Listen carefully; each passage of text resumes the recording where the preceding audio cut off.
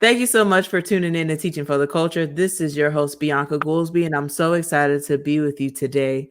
I have a phenomenal educator, Miss Hart, and I had the pleasure of working with her at Jennings Middle School. And she wanted to come on the platform to share something that is impacting her. And it was something that I felt that people should hear. And I wanted to invite her to the platform to share her story of some of the obstacles that she's facing in Hillsborough County Public Schools.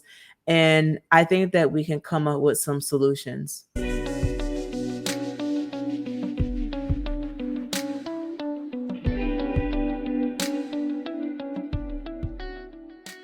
So, hey, Miss Hart, how are you doing today? Hi, I'm good. How are you? I'm doing well. Thank you for asking. This has just been a crazy COVID world that we're in. And so, thank you for being here. I wanted to open the platform for you to kind of share what's on your heart and how the community can support you. I thank you for giving me this platform. I guess if I just want to start from the most important parts, I've been teaching in the district for a few years now, since 2007, and I was really enjoying my switch to high school and then COVID. So, with COVID coming along with my pre existing health conditions, several of my doctors told me flat out they didn't think I should teach face to face until there was a vaccine. So, when I got the email from the district asking me if I needed accommodations, I indicated that yes, I needed accommodations. And they were not going to give me accommodations, but my school site came together and worked it out so that I was able to work from home from August till early December.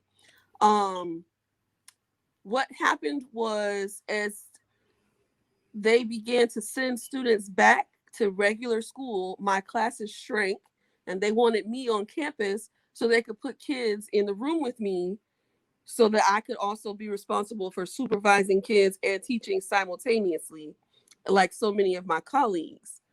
The only problem with that was that with my pre existing conditions that I've had since at least the age of 19, it could be really dangerous, if not fatal, for me to develop COVID.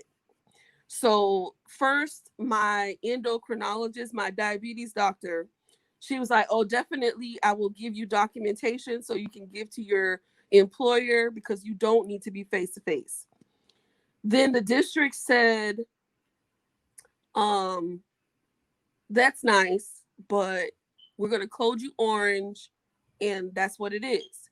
And I was like, "But I don't just have diabetes. I also have this, and this." And I gave them documentation from my other specialists, my rheumatologist, my ENT, because I also has asthma and allergies and crazy sinus stuff going on. And my ENT, actually, she said to me, no. And on her note, she said it could be fatal for her to return to in-person schools. Do not recommend. And I forwarded all of this to the district, to HR, and I began to get into this back and forth with HR where they were telling me, we're not going to change your code. Stop sending us documentation. Even if you were coded red, there's no guarantees. So look into taking a leave or doing something else because this is just what it is. Well, after talking with my husband, talking with more of my doctors, we decided that it was too great of a risk to take. And so I chose to take a leave of absence for the remainder of the 2020-2021 school year. Wow.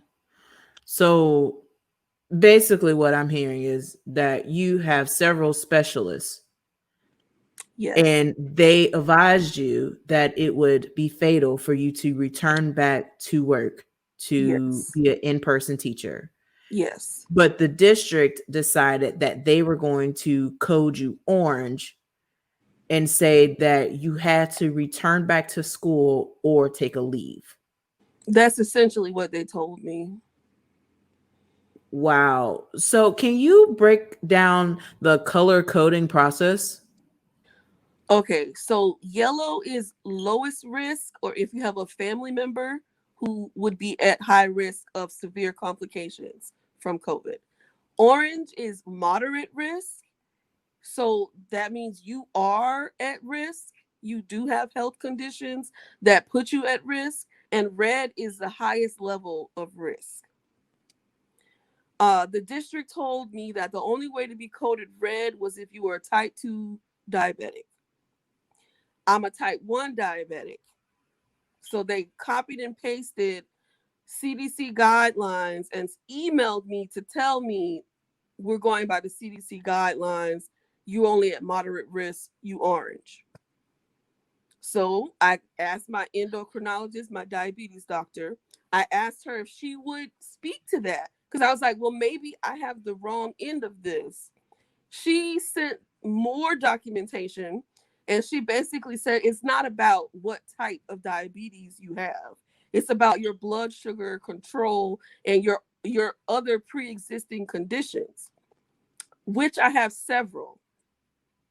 Don't really want to get all into them, but my immune system likes to play to its own beat. We're going to put it like that. And so I can't take the risk of contracting COVID because I don't know what my body would do in that situation. I take medication to suppress my immune system. So that's the real big question mark. Wow. So I am sorry to hear that. And the district definitely needs to be accountable for this, just due to the fact that you have all of this documentation that says that you cannot return or it will be your life. And instead, they say you either take a leave or you come back inside. I just can't even imagine an employer where I've worked for years. How does that feel? It it's a huge slap in the face because already teaching in-person school was a big risk for me.